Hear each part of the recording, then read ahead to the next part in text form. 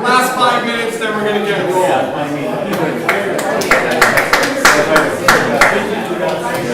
What's your name?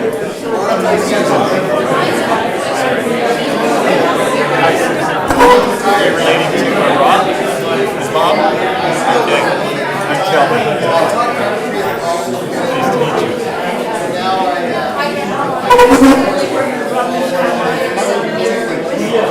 Okay.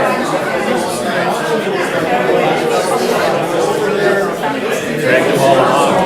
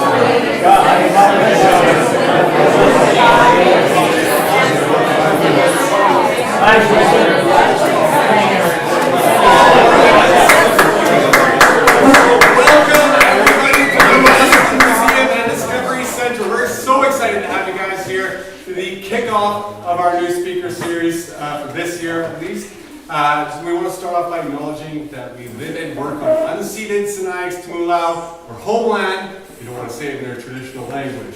But there's another thing I want you guys to try in the traditional language. Since it's the beginning of our speaker series this time, I figured a greeting is exactly what's in order. So what I want you guys to do with me here is we're going to try and do what I think is maybe one of the easier words to say in Sensoshin, the Sinaic dialect, and it's the word for hello, and it's white.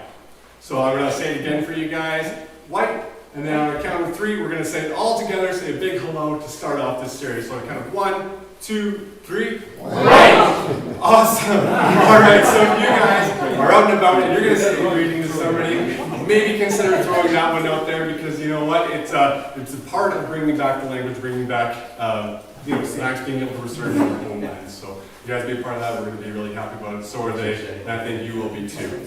Alright, next things we got coming up to get kind of our housekeeping things out of the way. We've got some more events coming. So we have on National Day for Truth and Reconciliation, we're actually going to have an award-winning film showing 3 times at 11, 1, and 3:30. That's Sink Me Dig Deeper. It's now got 11 international awards, so you don't want to miss that one. And it's been updated since the first showing, so it's only an hour long and has a bit of new content. So you want to check that one out. Then the very next day, we'll have another speaker series on October 1st. And that's going to be for a showing of another award-winning documentary, actually, called Safe Haven, the Rainbow Jordan Wilderness. And we'll actually also have biologists who worked on that, and Peters doing an intro and some Q&A after, so you don't want to miss that one either.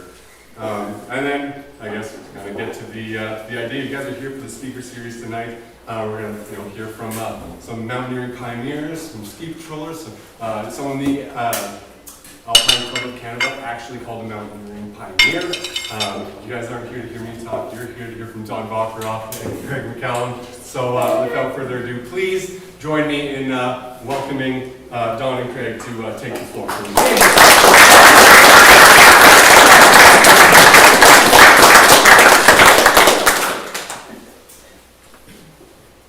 All right, Don, as soon as you're ready, we'll test out the mic and you should be ready to go.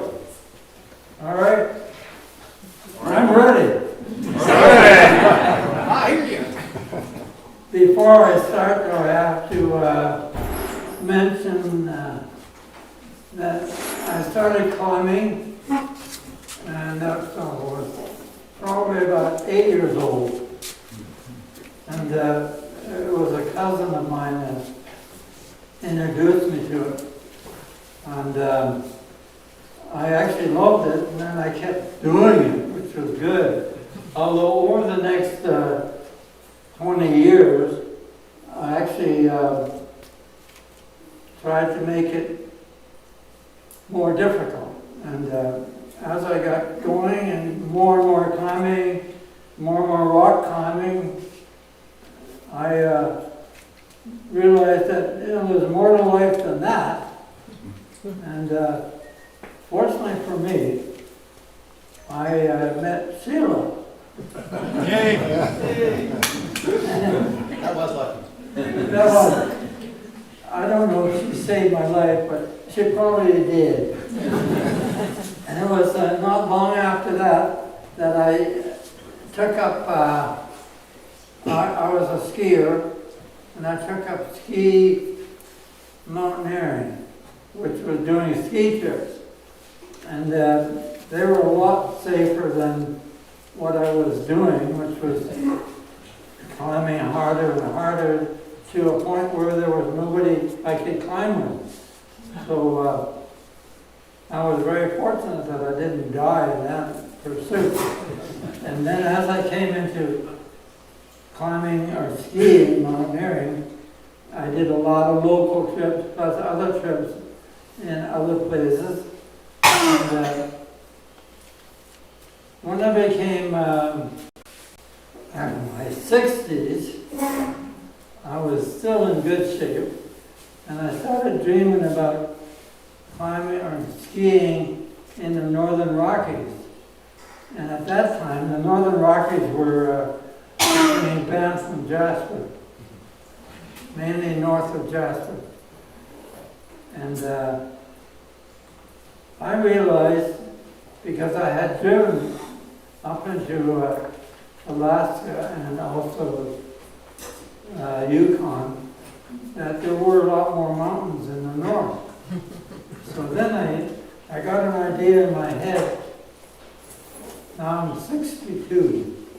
This is 1998, and I was thinking, what can I do in the Canadian Rockies? And then I realized that nobody had explored those sections of the Canadian Rockies. So I started looking around for information, but there wasn't any. Because nobody had done any information about trips in there. So I thought, well, I'll look at the maps. And I looked at maps, and then I was in the Patron, and at Christmas of 1998, I started to work a line through the Northern Rockies. And to my dismay, I thought that the crest of the Canadian Rockies would be all the water on the, I guess the east side would flow east, and all the water on the west side would flow west. Well, unfortunately for me, the Great Divide only went a short distance up the Northern Rockies, and then it petered out and then headed northwest. And I thought, well, no, there's nothing in there that's interesting. So I then thought, well, just explore the Muskwa, the Northern Rockies. And I didn't have any photographs, but I did have some maps. And I looked into it. Now, the native Aboriginal band that lived in that area, it was called the McDonald Band, named by the Canadian Indian Affairs. Now, there were no McDonald's, basically. It was, they gave them a name, and they gave the chief Joe. So it was Joe McDonald. And interesting, though, when the U.S. wanted to build a highway, Alaska Highway, they actually contracted Joe McDonald to lay out their route through all of northern BC and southern Yukon, which was very interesting. But then Joe McDonald decided that he was not going to live in the white man's land, so he took his, I guess they call it a van, and they went into the Toad River, which is south of the Alaska Highway, and it's on the western edge of the Rocky Mountains. So they were living in the Toad River, and they stopped speaking English. And I didn't realize that until I started investigating, because I had to get permission to take a group of people through their territory. And the permission I got was from the Indian Affairs. It wasn't from that nation, which I thought was kind of weird. But anyway, we took that as being our permission. And then I was sitting in the powder hound and thinking, all right, now I need to get some people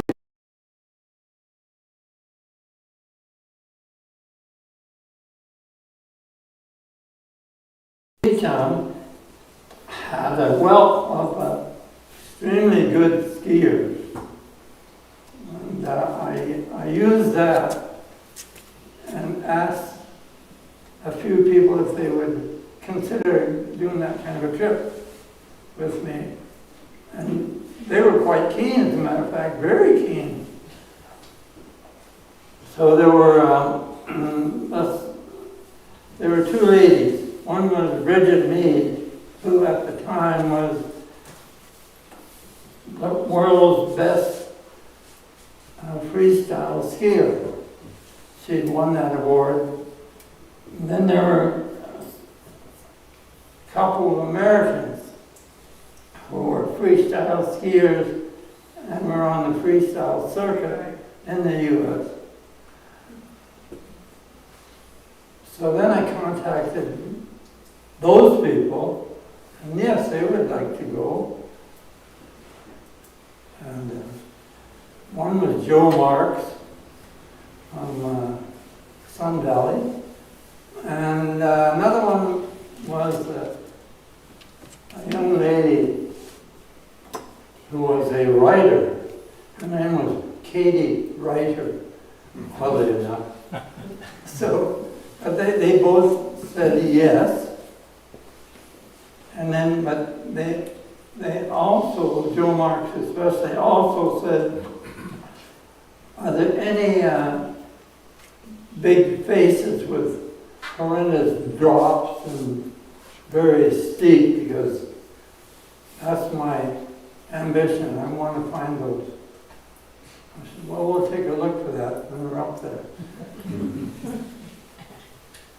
So eventually, I got the whole group together, Craig McCallum, Joe Marks, Vincent Nietzsche, Bridget Mead, and Katie Reiter, and myself, and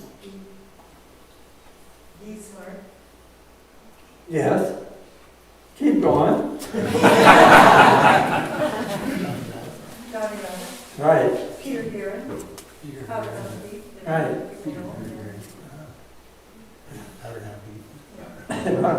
All right, now, Father Han Pete. And one person you can't remember. Hey, And one person you can't remember. you got a picture of him? Yeah. As it turned out, that whole group ended up, well, not all of them, but 8 of them were already in Rossland. And the 2 Americans, they came up.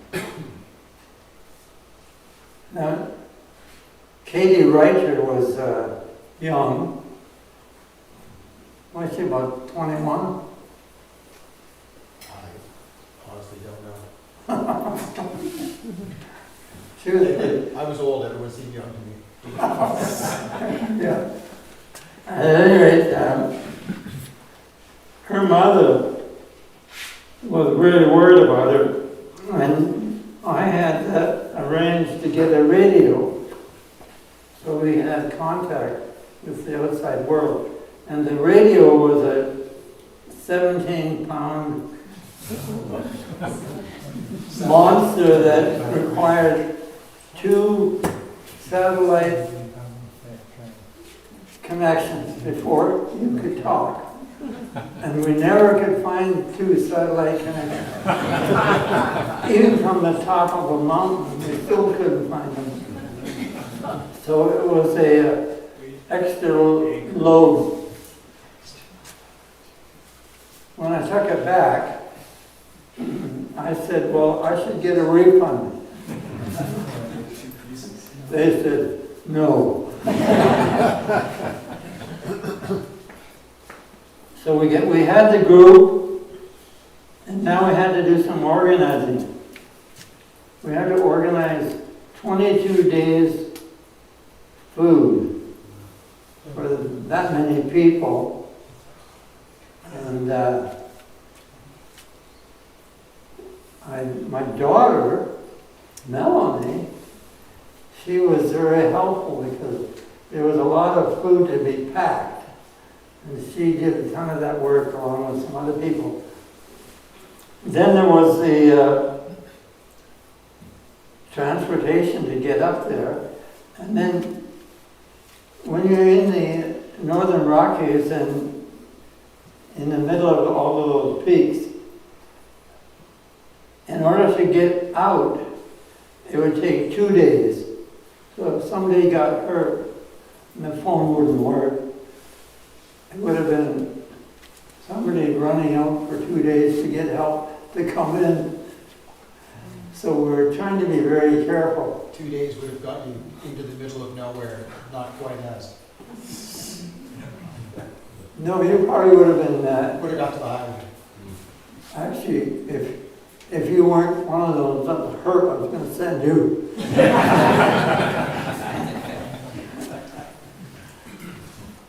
So there was a lot of organizing to get all of that together. And then we had to get transportation up there. And we were going to go to Muncho Lake, where there was a plane, 2 planes, and one of them had skis so they could land in the snow. So I thought I had it all organized in that. And then we got to the Muncho Lake, to the hangar, so to speak. It's on the northern end of the Muskwa. And he agreed to fly us down to Redfern Lake. Well, for some reason that didn't work out because he decided that he wasn't going to do that. And I had the first group jump in and he flew them to a lake on the northern end of the trip. Well, in the middle, kind of. Hmm? Kind of in the middle. Oh, was that in the middle? Yeah, it was in the middle. Oh, okay. It was the wrong place. So then we had to organize in our mind how to make that trip, because the trip would have been from the very south end to the north end. And so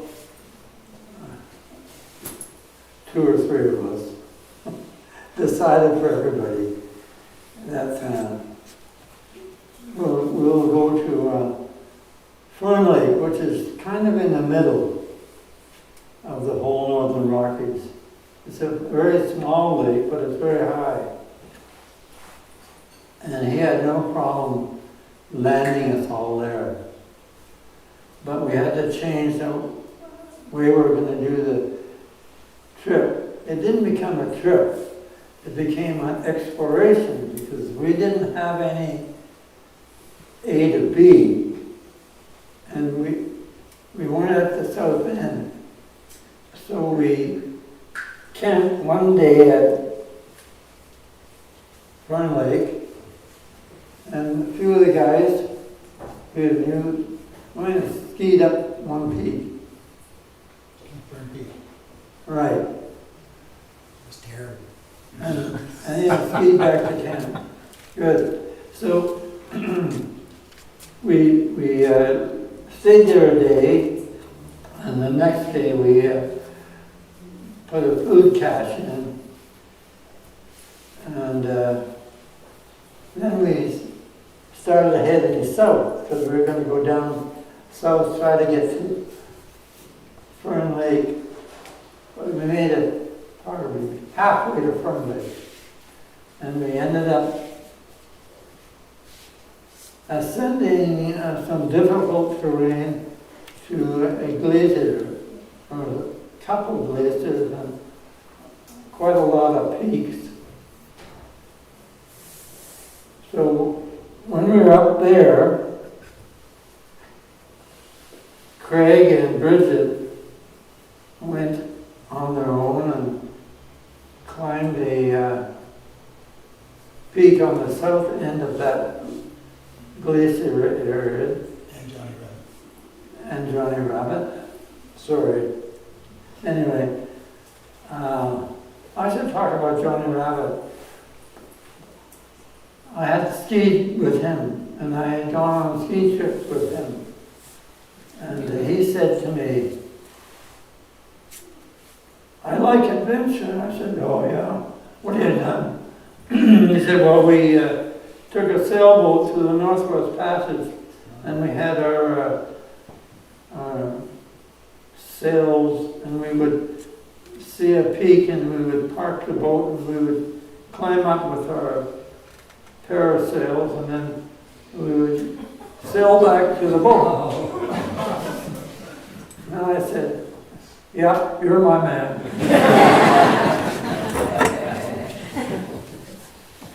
And so getting a little farther along, as we went south, we had new snow, quite a lot of new snow, and some not so good skiing. Went over a pass and then down. Eventually we got to this spot where,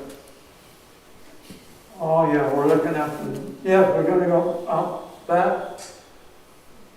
And we looked and we could see a chute, kind of a gully.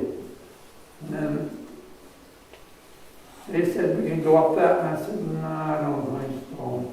So we did find a way up, but it was not easy. And once we were up there, we had Guy Samard, who was a cinematographer, and he and a group went off skiing to do some film. And then Johnny Rabbit and Craig and Bridget, they went off to climb that peak. And then I wanted to see something I would have loved to have somebody go with me, but there was nobody left to go with me. So I went for myself for several miles across this glacier to the eastern side, and I was looking at, although I wasn't going to climb it, I was looking at a big rock peak that showed up on the map. I took a photo of it, but at that point I had decided not to do that type of stuff. Anyway, then I came back and met Bridget and John and Craig, and now it was almost dark, and now we had to ski down.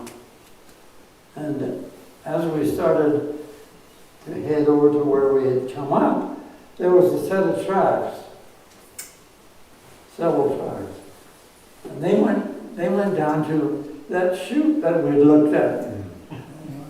Yeah. Anyway, so okay, so I let off and started skiing down, and then all of a sudden it got a bit steep, and there was a stop. Holy, I'm looking down there, and geez, it's like a 30-foot drop.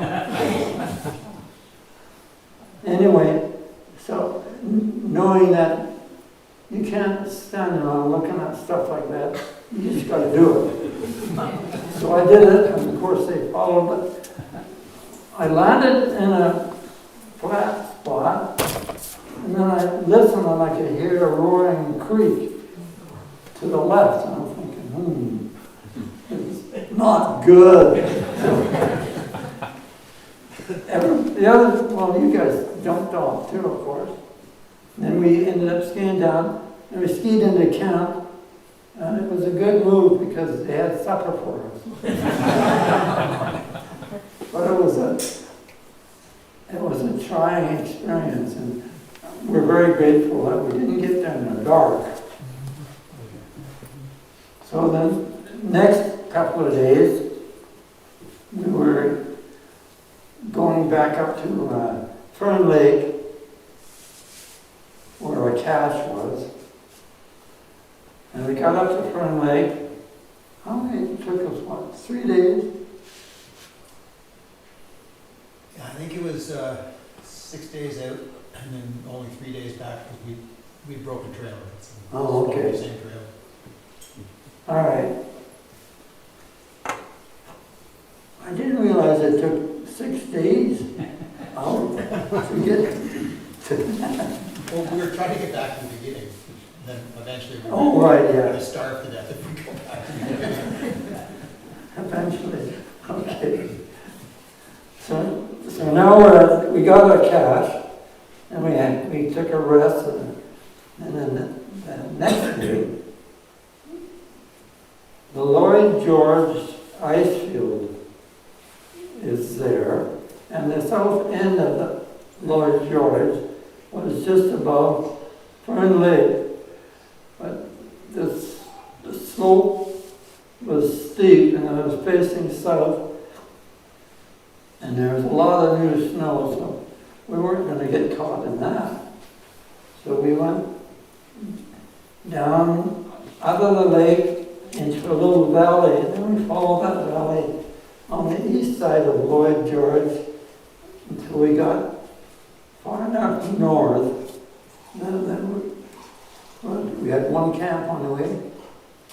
One camp on the way and then one camp up top.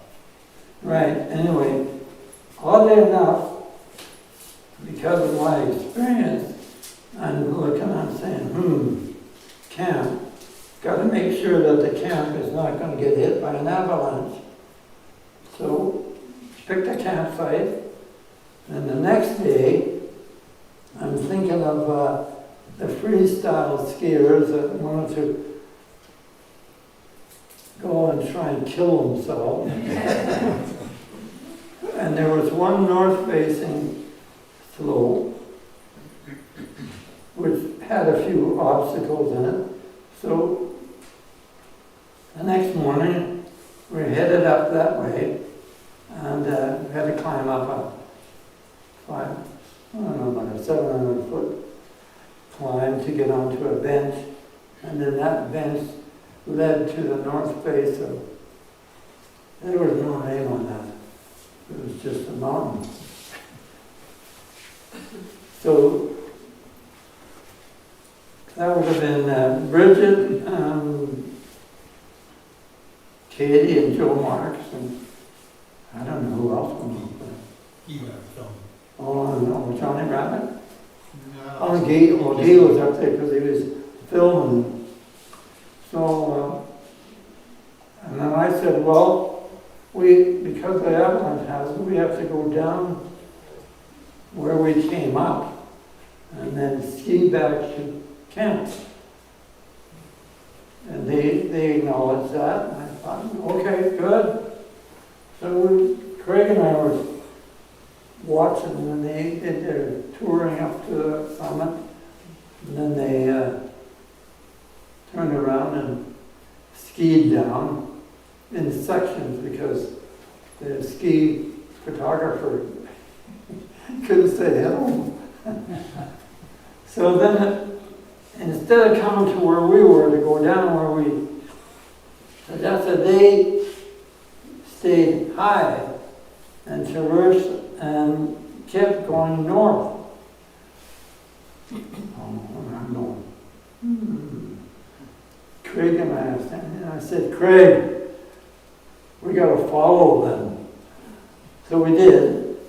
We had to climb up a bit, and then we watched where they had turned onto a south face slope. They were headed down, but they hadn't gotten very far when they set off a monster avalanche.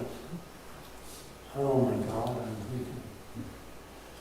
thinking, this is not good. We're going to have to dig them up dead. When you're following your teammates and you're following tracks, and then all of a sudden the tracks end, and there's like a crown about this high. There's broken trees everywhere down below. It's kind of like, burn. What time of year? What was This the is date? spring. It was in April. As it turned out, they were very fortunate because they set it off at the very top, and they were smart enough to ski out of it midway. Although, anyway, so we skied down, but we skied down the slope that had just slid, and it broke off and slid on ice. So we were skiing in this nice condition. We get back to camp, and they're all in the camp. And because I was the organizer and so forth, I was thinking, I bet they learned a lot. I'm not going to say a word. So I didn't say a word. And then the next morning, we were at the Lloyd George ice fields.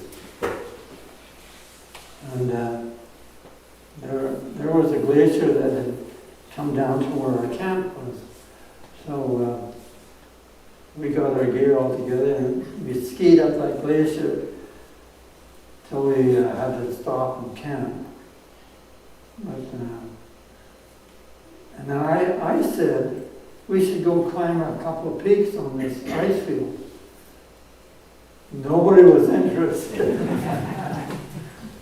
So we ended up camping, and then the next morning we kept going until we got up to a pass that was the north end of the ice fields. And we looked at that and said, should be good skiing. It was a long slope down. And I turned around, I took as many pictures as I could with my long lens of the Lloyd George ice fields. But when you, I don't know if you are familiar with the Columbia ice fields, but some of you are, and the Columbia ice fields is not as big as the Lloyd George ice fields. They are immense. Anyway, so we skied down out of that, and I thought it was good skiing. Anyway, I'm used to skiing stuff sometimes that is not good. And then we got down into the valley, and according to the map, the peaks on the right are very craggy and it wasn't a good idea to climb up there and try to traverse through those peaks. So we stayed low and continued on through some of the worst snow I've ever seen. It was terrible. But it was character building. Probably could add to your muscle mass. So as we're going through that, we had about 3 days lower down in one valley, and we came across a trapper's cabin. And everybody had a lunch for each day, and some people ate their lunches in the first week.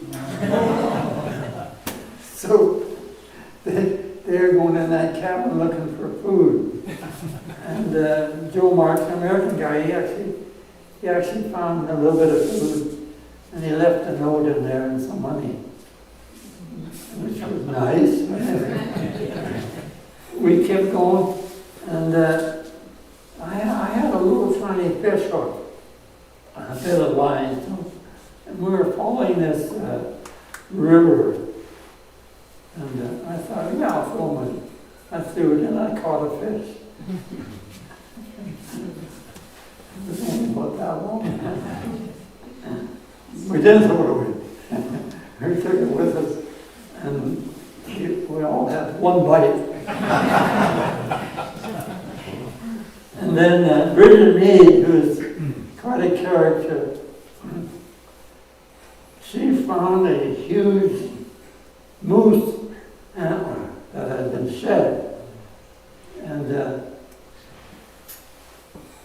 everybody was ahead of us, but I heard this grunting and noise and flashing, and I was thinking, what the hell is that? And Bridget comes out of the woods there, and she's just trying to make fun.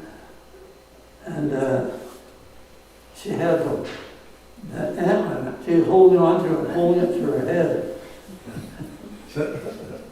making like a moose. Anyway, so we kept moving along, and it became obvious that we had to start thinking about how to get out of there. And the Toad River, which runs through the Aboriginal territory, was the obvious safe route out.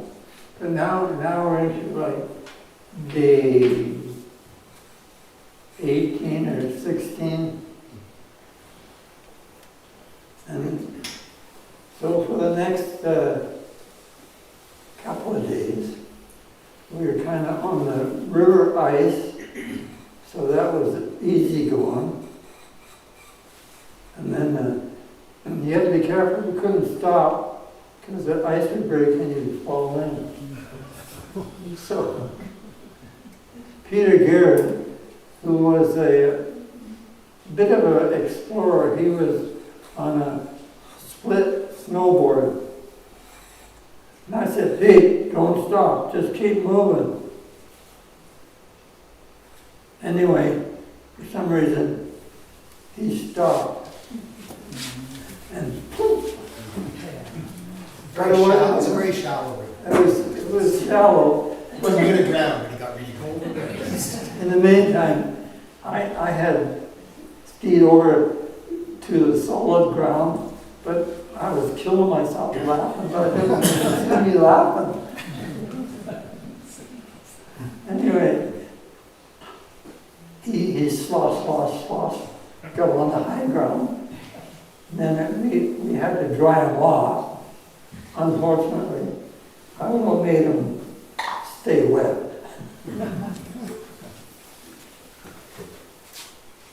Then about Guy Samard, he was saying, I'm not that happy. I said, what's the matter with you? Anyway, he said, you can stay down here by the river. I'm going to go up high. I said, oh, good. Have fun. Away he goes, and we just keep hobbling along, and now all of a sudden, there's no snow. And there's an old road, because there had been a mine up that Toad River. And so now we're on this road with our skis, walking, and this is about day 19. So and then the next day, after about 6 miles on the road, we had a overnight again, and the next morning we actually made it out. And the next day we went to the Liard Hot Springs. That was really nice.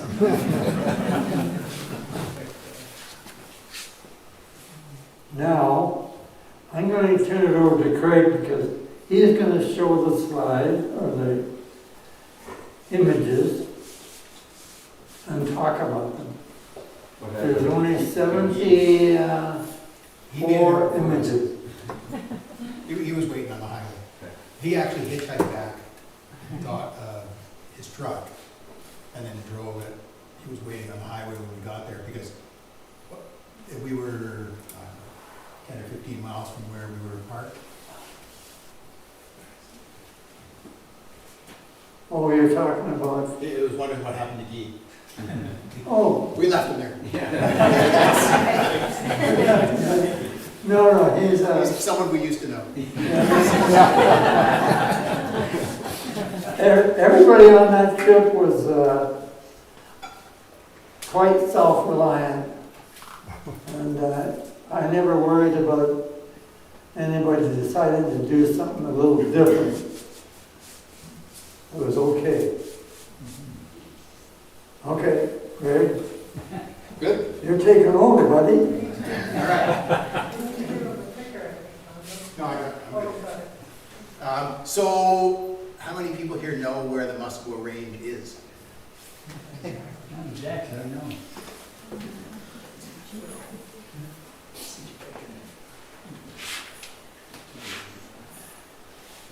Okay. So this. Oh.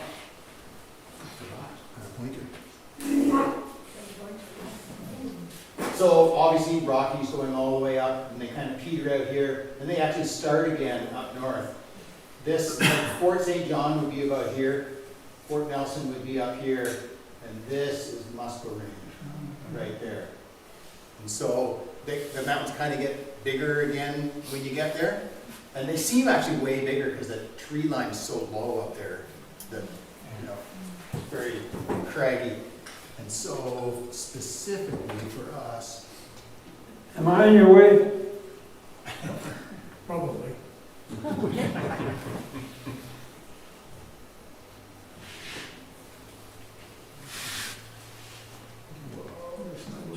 Where's nothing that I used? Went to it. Cashier.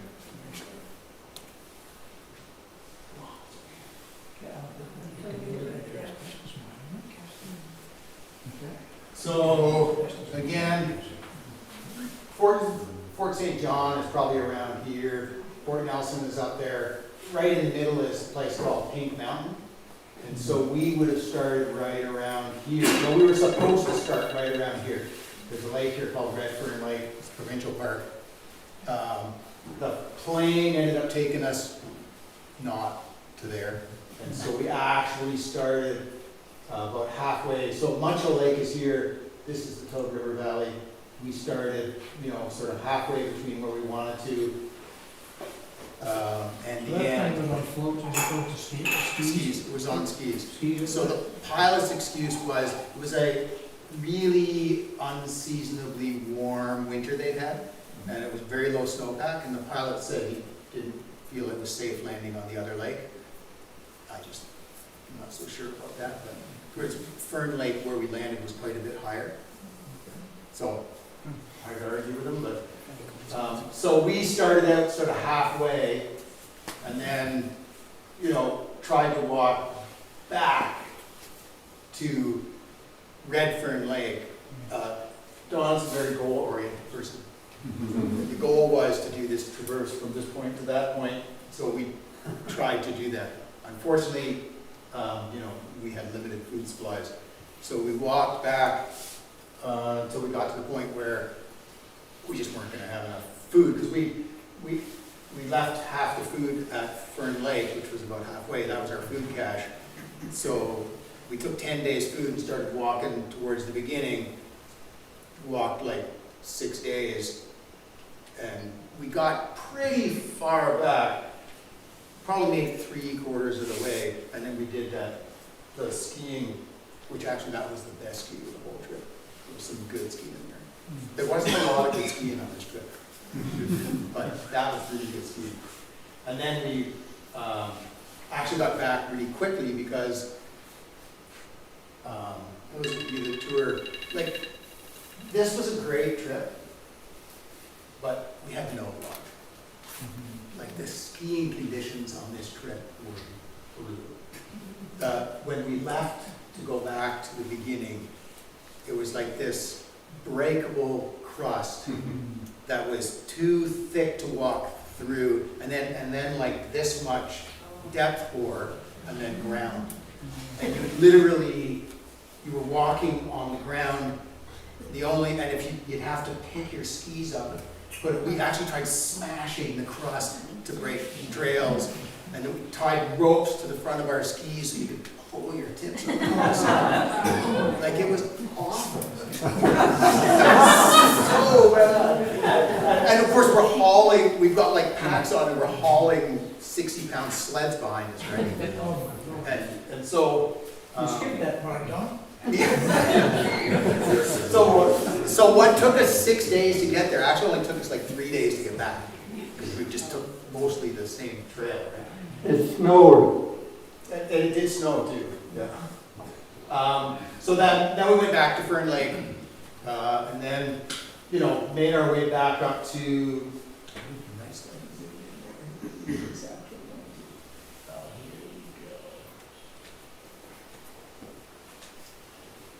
This is actually, I think, the community of Montreal Lake, the lakes that we were Toad River is here. So originally we were going to walk on these mountains all the way to the highway, but again, the conditions were so bad, we just weren't making time, you know. Yeah, we just weren't making time, so we were running out of food. So we booted down the valley to Toad River.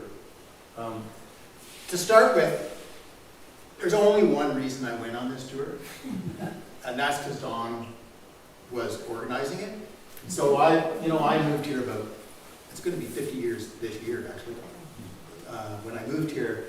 And I was kind of a ski bum guy, and then I started patrolling and doing all this stuff and doing touring and stuff like that. And Don was a legend. Like, he is a legend. I was I mean, 62. if you look at any history of Canadian mountaineering, there's chapters on Don. And so when the opportunity came up, thanks to my wonderful wife Tracy, who was very patient and let me take a month off of work so I could do this, I just sort of went, yeah, okay, let's do it. I didn't really even know what I was getting into. Oh, Don's doing it. Let's go. And it turned out that was an amazing experience. This, we didn't have Google Earth, shockingly. We had a bunch of topo maps, and I remember the first time I went into the Powder Hound, Don had these topo maps all laid out for this. This is in a straight line, 220 kilometers. The way we did it, a lot more. And there's no distinct ridge line, or it's unbelievably convoluted. And there's no possible way that I could have got from the beginning of this to the end without getting lost a dozen times. And Don, we'd walk along, Don would pull out the maps, sit down, and literally in 5 minutes he'd go, okay, we gotta go. He'd look at Johnny Rabbit and I and go, I think we gotta go this way, what do you think? And we'd both go, yeah. It's good, Don. Sounds good. And then we go that way, and it ended up being the right way. We had one very short, maybe half an hour, where we ended up on this ridge line. We started going down the wrong side of the ridge, and then in like 10 minutes later, Don went, I think we're on the wrong side of the ridge. Pulled out the maps and went, yeah, we're on the wrong side of the ridge. And literally, aside from that, we literally never got off track once, which is, you know, map and compass for Don. Amazing. There's no GPS or anything. God, I wish we were at GPS. Would have been interesting to track us. So yeah, so then we ended up on the Alaska Highway, just around the community of Montreal Lake. So that's where we were.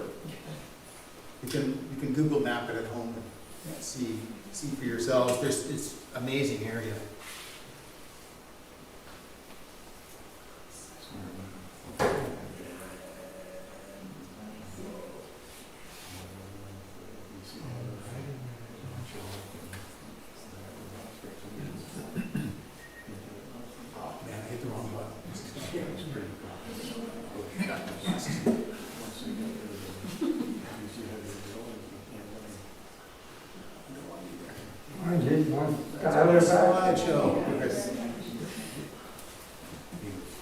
Okay.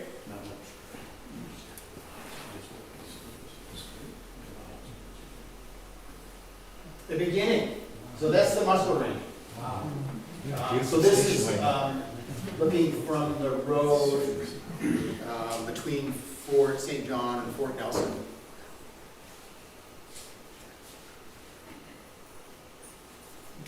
Bridget Mead. Joe. Looks way better when asking. He's the local guy. He lives here. He was the cinematographer. Yeah, really strong guy. Definitely strong-willed as well. But did an amazing job. Hey, I look so young. I'm so old. Yeah, when we started doing this, I think I was 43 and Don was like 62 or something like that. My wife said I was insane. Yeah, and honestly, I was kind of like, oh man, 62, like, is he going to be able to keep up? He can keep up. I have to say a few words about Johnny Rabbit. This guy is a freaking beast. Like in all the times I've toured, like the trail breaking on this trip was savage. It was so bad. I'd say of the difficult trail breaking, this guy probably broke half of the trail for the entire trip. He's just a machine. I should have somebody like that. Oh, so nice. You know, and this is with 10 people, right? I mean, obviously it doesn't always go equally, but man, so great to be on a tour with him. Vince also is an animal. California. It was a bit of an awakening for her. She was pretty young. She didn't really know what she was getting into. I mean, she knew, but you know, she'd never really done a lot of this type of thing. It's a long way. He did his book to say I don't know. Pioneering a split board. I'd never seen one before this trip. And the split board actually worked not too badly, but he had soft snowboard boots. I was the first aider on this trip, being an ex-ski patrol and all that. And his feet were literally hamburger after 2 days. And then anytime it got technical, you know, the rest of us are in hard plastic boots, we had kick our way into the slopes and stuff like that. Not so good with soft snowboard boots. So we'd have to like kick steps for him and stuff like that. But like never complained, just, you know, just kept going.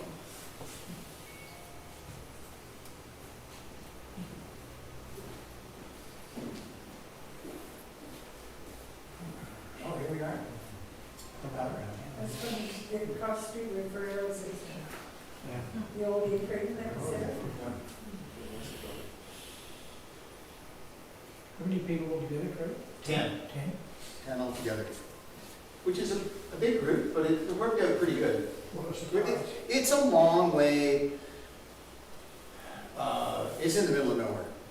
And the satellite phone we had didn't work. Like Don said, 20 pounds of useless metal, and we sort of, it was like the standing joke every day you'd pass it to someone else. You know? I carried it today, and every day someone was looking for a cliff to throw it off. Oh darn, I lost it.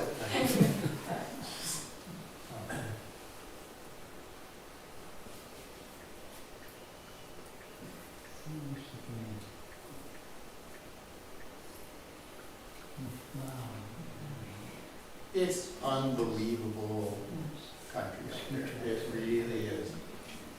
And, you know, like Don said, like nobody had toured up there really.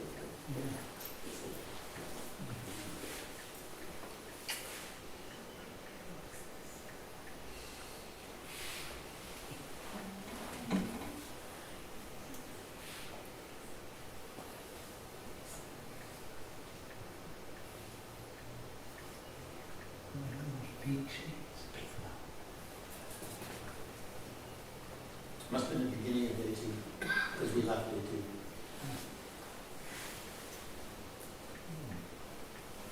it was the warmest winter ever.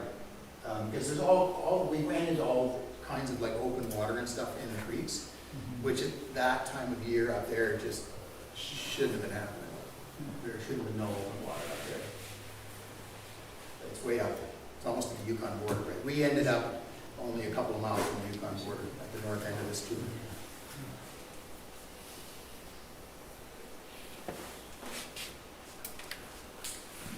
First day we actually did rescue training. We did Johnny Rabbit and I went and we set up like a thing, taught it, because a lot of the people on the trip had never Oh, used yeah. ropes before.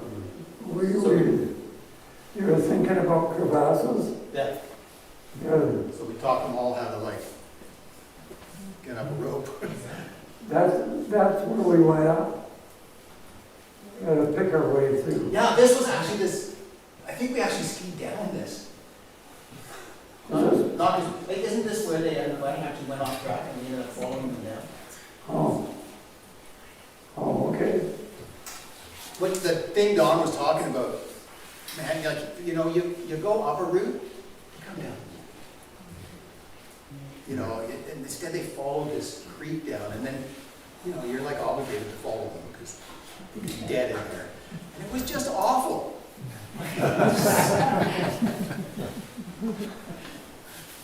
I And know. the avalanche, literally going up that slope, Don goes, "Don't go down there. It's dangerous." So where did they go down? It's like a class 3 avalanche. There were big broken trees all over the place, and you know, right down where he told them not to speak. He's so patient. He didn't say anything, and I was like, "I'll say something so bad." Where'd you go? It says Ascent Peaks. Which was your route up through there? On that picture, is that what's showing Ascent Peaks? So that's a good question. This was like almost 30 years ago. Yeah, sure. No, I just wondered. I think, oh, this is our way. So we came up this way. So this is probably coming on to the Lloyd George, I'm guessing. Or one or the other. We went on several sort of glaciated ice fields. This is on the way up to one of them. It's just, it was unbelievable country up there. It's so big. Everything's big. Like I remember that when we left Fern Lake, we started walking south, and we were going, because we just wanted to get back to the beginning, right? So we weren't climbing any mountains, we were just going down this valley. We turned the corner and there's this big mountain back there. And it's like, okay, we gotta go down to that. And I remember looking at it and going, oh, okay, well, we'll be there by this afternoon. And then at the end of the day, it didn't look any closer. It's still way out there. It's big, big.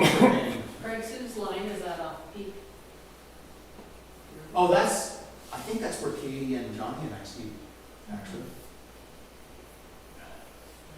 Don wanted to go look at something, and we were like, we've had no good skiing.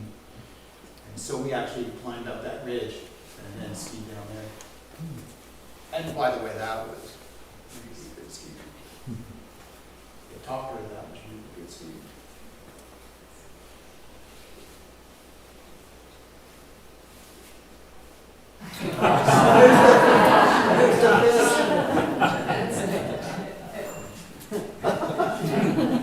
See, this was near the beginning. If that would have been day 21, like Yeah. 6 people would have jumped on it and started eating that fish raw. We're lucky we weren't eating each other.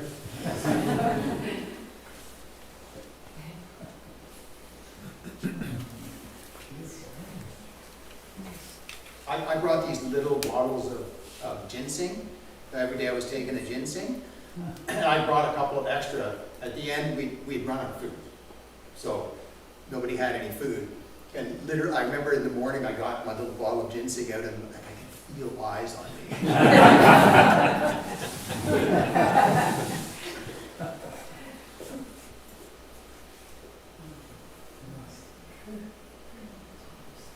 Yeah, a lot of cool mountains.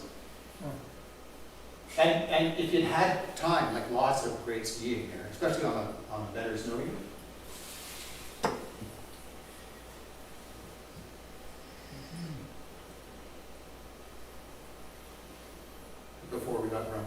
See, we're smiling here. After that, we got grumpy. It was actually pretty good until the last. I mean, the conditions were really difficult. I mean, it went from that breakable crust. We had like some really cold weather, like 25 below. But before that, we had like 2 days of solid rain. Just turned everything into mush. And then right after that rain, it was like 25 below. So everything just froze solid. You get up in the morning, you hit the tent, you know.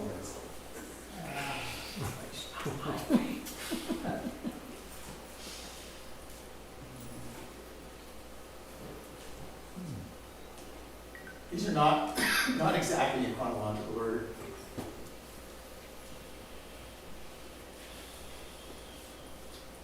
So yeah, I'm pretty sure we just keep right down there. So now we made it back to camp. So yeah, I think it was 6 days out and 3 days back. We're back at Fern Lake. Three sisters.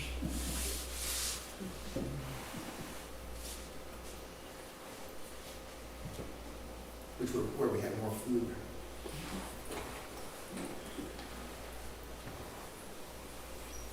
Don had us all organized. Amazing. There is so much to organize for a trip like this. And the organization was amazing. Don tells me he had help at home. I remember sitting around and there were like measured amounts for every breakfast and so breakfast and lunch were packed. Breakfast and dinner were packed, and then we were responsible for our own lunches. Like Don said, like some people ate their whole first lunch in the first week, and then had nothing left. They were looking for blueberries. Well, he brought well, I shouldn't say this. He went fishing.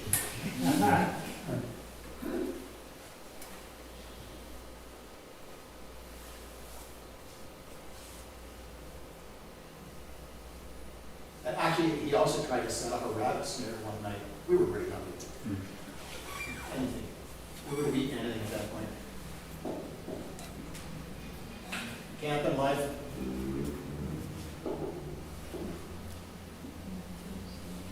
You can see though, like,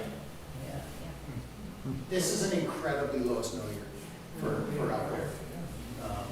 It made traveling a little difficult at times.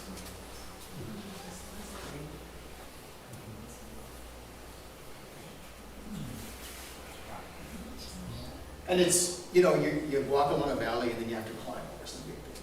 So you go up and you go down and then you get like a little bit of flat. It's up and down. I'd love to, like now with GPS, you could track like the vertical of the route. I'd love to know what that was. It's a lot. And you do this for fun.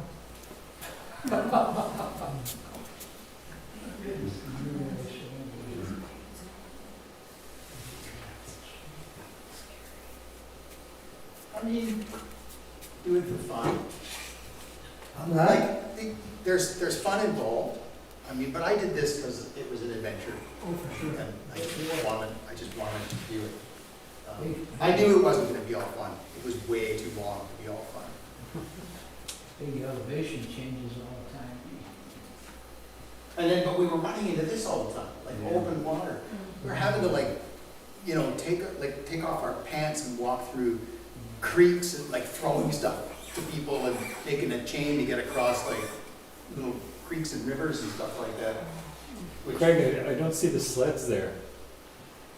Yeah, so at this point, we're obviously, we had it rigged up so you could put your sled on the back of your pack. So, because there's lots of times, like sleds don't track very well on side hills. Right. So there's actually a lot of times where we had to like pick up our sleds. And this is near the end, walking river ice. So by this point, we made it down to Toad River. And there was no snow. It's all bush. So we're trying to find ways to get through. And of course, you're touring ski boots. We didn't have any hiking shoes or boots or anything like that. With our skis on our back. I had like a really old pair of Century skis, honestly. If it wasn't for Dawn, I would have just hopped into the woods. Almost gonna happen. He was like, no, we can't let her.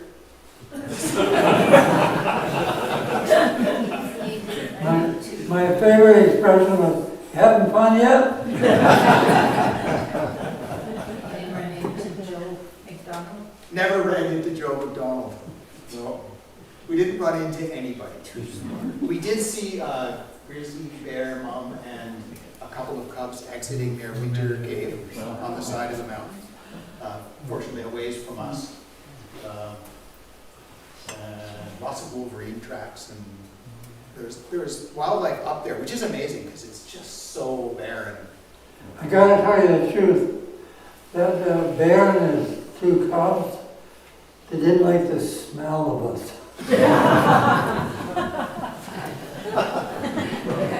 It was like 22 days without a shower.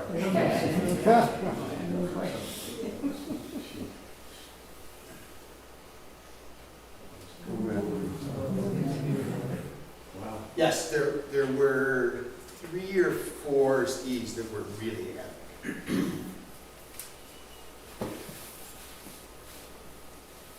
Obviously, and probably no one had ever skied there before. I'm guessing. But we never heard of anyone that had been there on skis before. So.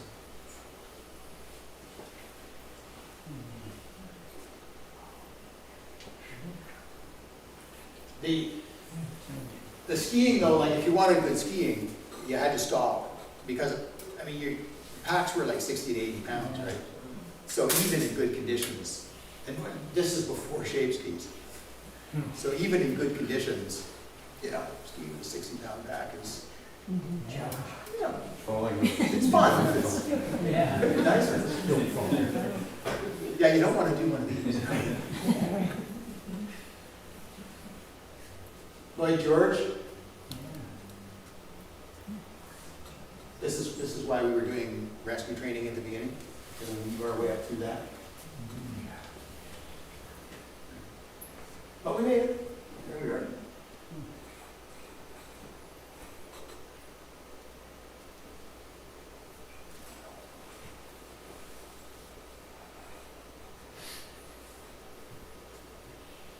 Yeah, there's a sled.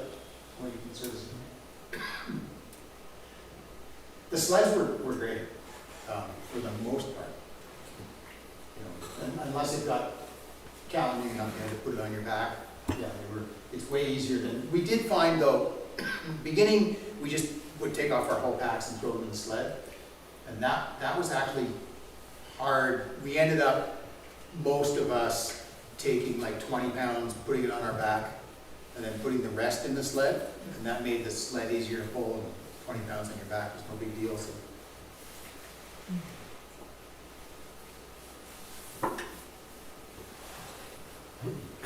Oh, we're back to the south end.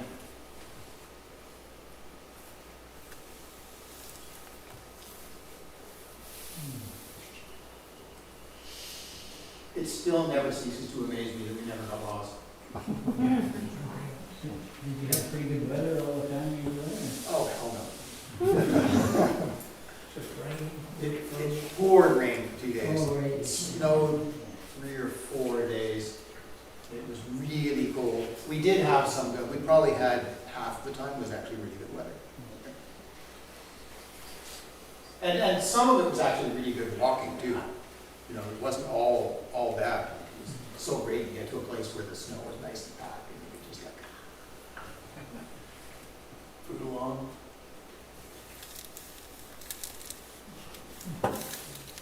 That's just at the start of a downhill skiing.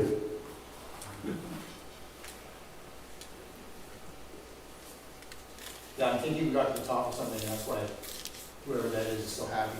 Yeah.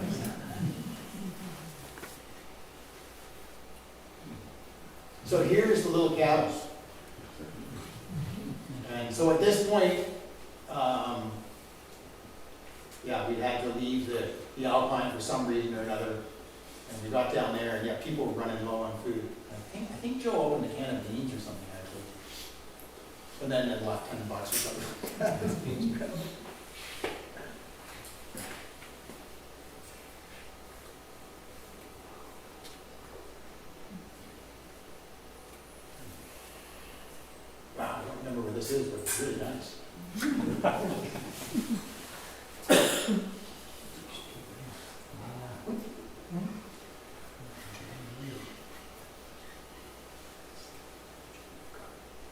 just fine.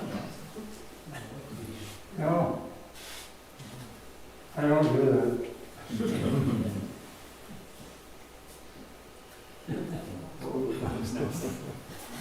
That was a snow condition. Yeah, this is, you know, The roots and stuff. there's hardly any snow, and at this point, I think it had really warmed up, and it was really crappy, sloppy snow. Nobody had done any grooming either. Oh, really? And look, it's not just Pete, like, where's back here, not that much fun either. He's on his split board. Which again, you know, they're not, the board was too soft. You know, it was like an original split board. It just didn't work all that well. So he definitely struggled a lot of the time. He hardly came on any of our actual ski trips. He mostly hung back in camp, although part of that was ski too.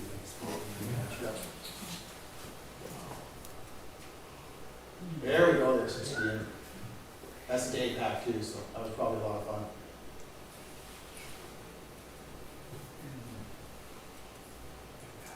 Yeah, and here's, we're definitely down, this is probably just as we got into Toad River, the Toad River Valley. It's like this totally flat valley. The river just kind of winds through it. There's actually a lot of moose hunting that goes on up there in the valley. Did Don mention Pink Mountain earlier? Or did you mention Pink Mountain? Yes. Yeah, I've got friends that hunt moose up there. It's quite a popular moose country. Yeah, so Pink Mountain is about halfway between Fort St. John and Fort Nelson on the highway. And you can see, you know, getting down that with 60 or 70 pounds. You came down that. Well, we either came down, as a matter of fact, I think, we either came down this or we came down here and went up that way. There was a lot of it.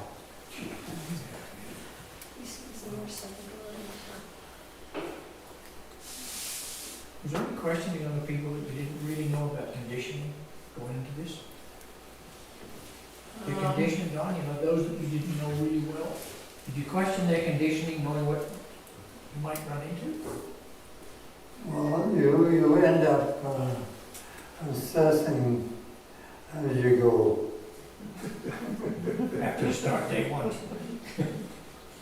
Oh, day one was easy.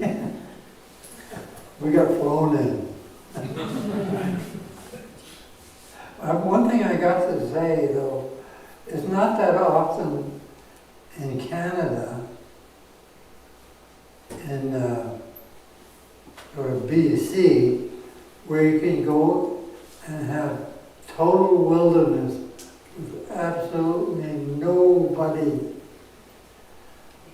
And then we went through Aboriginal territory where they didn't speak English. I mean, where do you find that in Canada?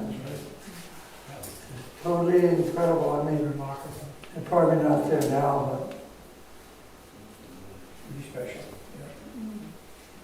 So I recommend that everybody do something like that. Absolutely.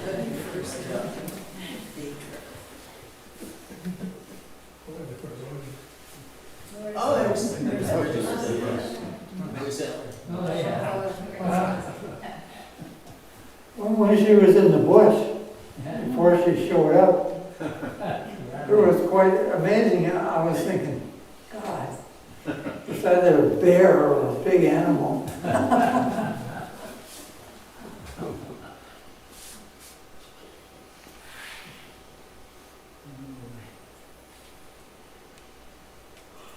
I'm pretty sure this was on our way down to Toad River. And it's kind of too bad we were running out of food, because we still had another couple of days of sort of mountaineering that we would have done. But it was the right decision, because we did run out of food. keep it going down this way. Yeah, you have to ford, as you mentioned earlier, some of these. Oh yeah, creeks. we probably had to cross So that. what did you do to get, did you light a fire right immediately after it dry out, or you just wipe yourself down and put your work? No, you stripped. You went through, you know, and then on the other side, you just dried off. Dried off as best you could. Yeah. Little chilly. Usually, you know, depending on how tender your feet were, you might wear socks. Yeah. You had, but, you know, I had a spare pair of socks. So. Did you light fires at all, or were you able to get in? We had one fire. No, 2 fires. What are you talking about, camp? Not campfires. Either or, There's camp. only two drying, that I can think of where we actually had campfires. Well, usually we're not. Well, the problem is that by the time you get to camp and set it up, you're so tired. Hard to believe. All you want to do is go to sleep. So a typical Vockeroth day when you're touring Hey, what are you talking about? is you wake up as soon as the sun starts coming up, and then you immediately tear down camp, pack it all away, and then you try and stuff some gorp or something into your mouth because you're walking. And he's like leaving, you know, and so you're walking, and then 2 hours later you stop for breakfast. And when we first started doing this, I was like, what the, whatever. But I realized after a while, like, it's how you put on miles. Like, you get a lot more done when you do that. And then you're all warmed up and you have a quick breakfast, and then you walk. Lunch is on the run. And then you walk basically, and we would have had to have walked a lot less had the conditions been better. Like, we would have made more time and had less time walking. But as it was, we would walk until we were starving to death for dinner, and then we would stomp out a camp place, set up camp, and then cook, and then have dinner, and then clean up after dinner, and then collapse into our tents. Collapse.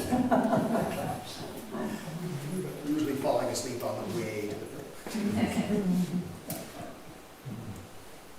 And you're losing weight too. Yeah, I started this tour at 160 pounds, and I got back and I was 138.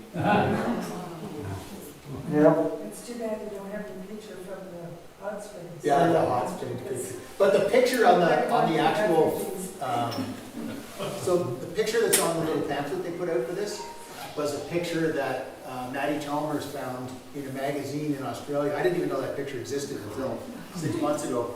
Maddie Chalmers found that in a magazine in Australia that for some reason covered this tour.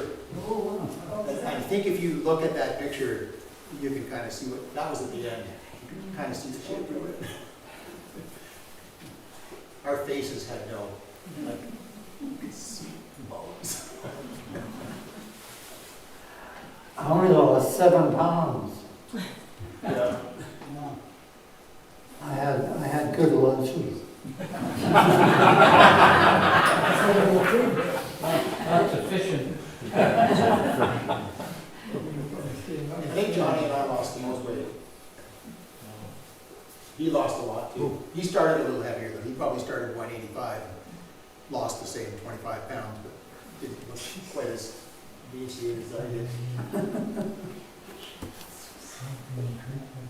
So here's one obviously where there's a rock in the middle, so you don't have to strip down. But I wasn't expecting this. I mean, it's almost in the Yukon in April. Like, I wasn't thinking we were going to be fording creeks. And it's all relatively high until we got to Toad River. Was not really thinking we were going to be doing this. There's your line. There's your line. The answer always was no. Except for right after a ski. That would always perk up our spirits. But this is before Toad River because we still have skis on. Oh, except when we. So it was going really slow down there. Like the walking was terrible. It was muddy. It's all like swampy in this really tight underbrush. And so out of desperation, someone went to heck with this and started skating on the river ice. And then they just disappeared into the distance. And so the rest of us went, okay. When you were skating on the river, the entire time you were on it, you could hear the ice cracking. And so it was like, okay, you just gotta keep going, like Don said. Like you just gotta keep going. And if you're gonna stop, head for shore. To shore, yeah. And then, but on the shore, like you had to literally like race and then like almost, you know, like they have the puddle on Red Mountain in the springtime, because the ice would start sinking and water would start coming up before you got to shore. Poor Pete just lost his mind there for a second and stopped. Yeah. And he just, but that's kind of where we were at that point. You know, we were like a day or 2 days. Well, we were starting to think it was going to be like 3 days, and we'd already run out of food. So it was like, okay, I'm going to skate on the river. Was there ever a plane the whole time, any plane or anything that went over, or? No. I never saw a sign of life, except for that cabin. I never saw a sign of life the entire time we were there. No, there was one food cache. But that was by the cabin. That was the hunter's cache. In the cabin? Yeah, by the hunter's cabin, there was a big food cache up in the air. Yeah, like where they stash their, when they kill something, they stash it up higher. But a couple of people, Joe Martin, they wanted to take the food. And I said no. Because there are times when people really need it, and they know where it is. Yes, we didn't raid the food caches. Didn't get to that point. Would you do it again, now that you've had the experience? Like if you knew what you At had? 70 years old? Hell no. I couldn't do it again. Putting age aside, you know, now that you've experienced the ups and downs, literally, would you do it again? Had I had the opportunity and I was younger, yeah, I would have done more trips like that. I was always jealous because I ski patrol all winter, and then later in the day I stopped ski patrolling. I would start working construction, and all my friends were going on these tours and stuff like that. You know, I did a few up to Kokanee or whatever, but I didn't get the time that a lot of other friends of mine were getting. But yeah, I enjoyed that. Yeah, You kind of stuff generally. If you had the wedding you should have had, This could have been. it could have been entirely This could have different. been entirely different. Entirely different trip. It could have been way easier walking, way better skiing, you know. So, yeah, given that this was pretty bad You're case exploring. scenario. You're exploring Yes. as much as anything else. So yeah, if you asked me that the day we got out, I would probably have said no way. But that happens, you know, I've done a lot of sort of trips where that, it's kind of like that, you know, when you finish it, you're just really beat up and tired and, you know, you don't want to do it again, but then a few days later, you're like, oh, that wasn't so bad. Different circumstances. It was amazing, like I mean, here I am 20 whatever years later, An adventure. you know, and it's still like a cool thing that I did. Yeah. You still have a reminisce, you know, with your fearless leader here. Yeah.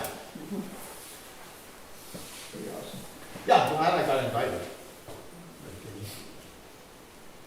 So what did you think when I asked you? Oh, I didn't really think.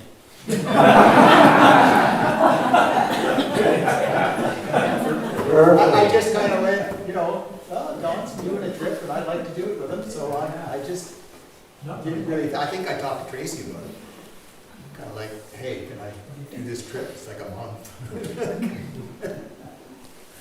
You know, it wasn't like a 4-day trip or something like that. It was a bit of a commitment. But the worst part of it was all his wives and girlfriends were in Rossland, and we had birthdays and anniversaries, and they were all going to phone us and talk to us, but radio didn't work, so we didn't hear them from them. And then we'd go and do upset one. Do you think they're alive? And then Sheila would shock and go, fine, don't worry about it. It's gone. It's okay. Ryder's mother phoned me from California every day. And I couldn't tell her anything because I didn't know it. Yeah, our phone wouldn't work. We actually climbed a mountain to try and phone you. Because we figured, well, maybe we could get a satellite if we get high enough up. We actually climbed this big honking mountain. It took us like 4 hours to get up the thing. You know, set up the phone on the top. Busy. Yeah. Yeah, they put us on hold. She was on the phone.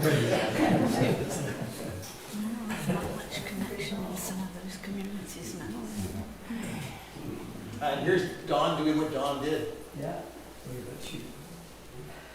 Well, the whole, if you tan all the taco maps together, it's like, you know, from there to over here. It's, and then, you know, it's like, oh yeah, Don's like this. I remember they're all laid out in the powder hound. He's like, yeah, we're gonna do this and do this. And the rest of us are looking at it going, yeah, right. You know what you're talking about.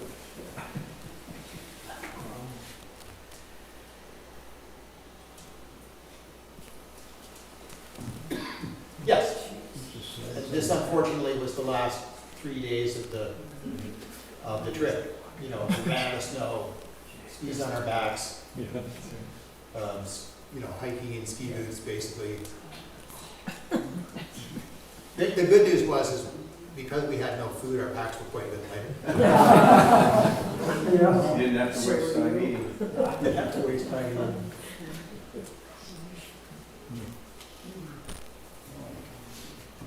And then, like I said, these are out of order. It's fun. A little bit stepping off over. But there's an example of, you know, we actually look at pretty keen like this. Whoever that is actually pulled their sled across here. Like, you wouldn't want your sled to start heading downhill. You didn't get hurt. I mean, you're lucky that nobody got serious. Well, so yeah, the extreme skier. So we had Joe and Katie and Kate, and they were really there to do this movie thing and become famous. And they wanted like all these shots of them skiing, jumping off of cliffs and all that kind of stuff. And they did one run, and then we all kind of went, no. like it would have been a catastrophe. Yeah. You know, 2 days out, well, I think Don was being a little charitable there. Like I would look, the trees between those Rockies and the highway, it's like they're this big. The branches are like steel spikes, and they're only this far apart. Like you would have had to have, there's some gas exploration up there. You would have had to have looked around for some kind of a trail that was cut through there. I don't think I could have made it through that forest. I would have had to have found some way around. Who knows how long it would have taken to get out. It wouldn't have been pleasant. And the nearest helicopter was Prince George. It would have taken them like 2 days to get a helicopter out there. Once you got out, it was out there. And it's before Fort St. John took off in that, right? So there weren't helicopters. There was hardly anyone lived up there. It was out there. I remember standing on the top of a mountain and kind of looking towards the highway and kind of going, whoa, no. So was there a movie made? There was a trailer made by me, but never turned into a... It was never an actual movie. Honestly, I so wish that someone would have sort of gone, you know, oh, we're not going to get skiing in, let's make like just sort of a trip movie, like and people talking and because I mean, you know, 20-something days with 10 people, it doesn't always go smoothly. People don't always agree on everything. You know, and there was a level of frustration and stuff like that went on. It would have made really interesting viewing. Is that why Peter moved?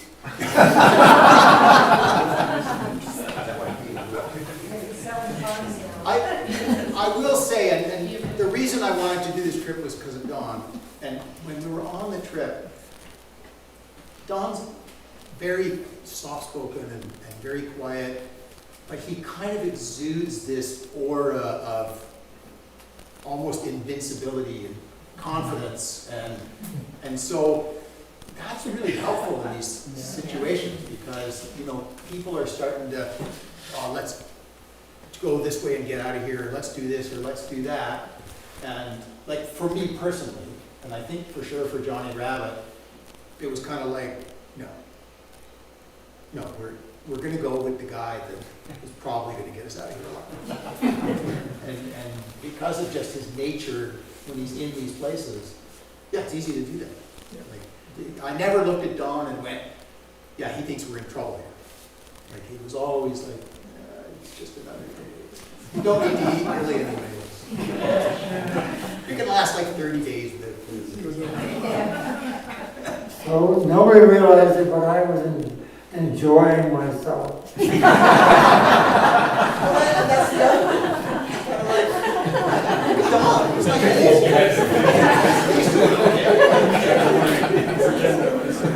what are you guys whining about?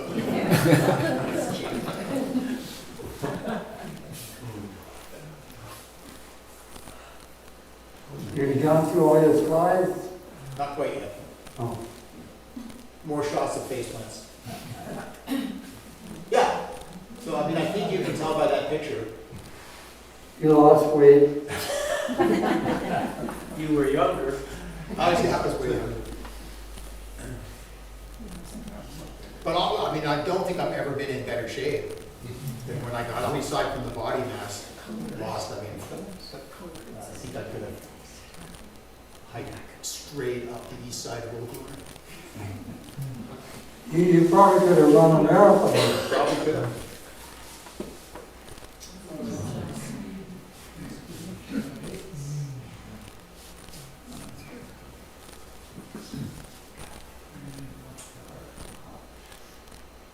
Very few of the mountains up there had names. I don't know what they do now, but they didn't then.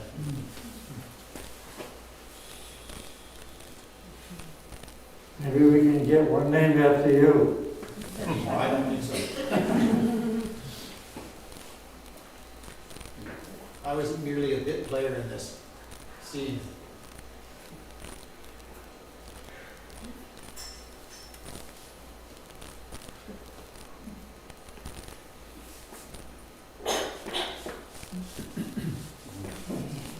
Last day, this is the very last day. Craig, she was on like Katie was on telly here? No, nobody was on telly. No, okay.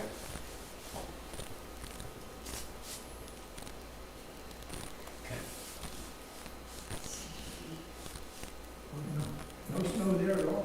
Yeah.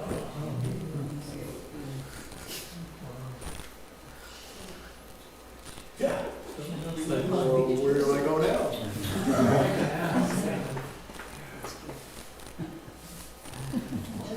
I'm thinking this is probably our last night because we're on ground. Yep, got a fire there. I mean, there could have been more fires. This was a long time ago. There's definitely parts of this I've forgotten. You did a great job. You really look at that, you're still pulling your sled.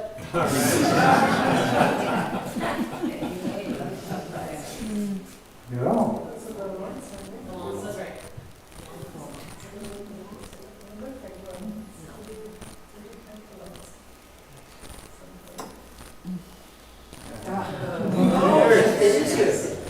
Awesome. This That wasn't a one, but that is. not be shot, but yeah. If you've never been to the Yard Hot Springs, highly recommend it.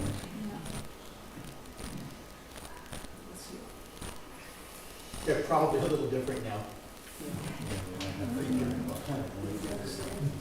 All right, that's it.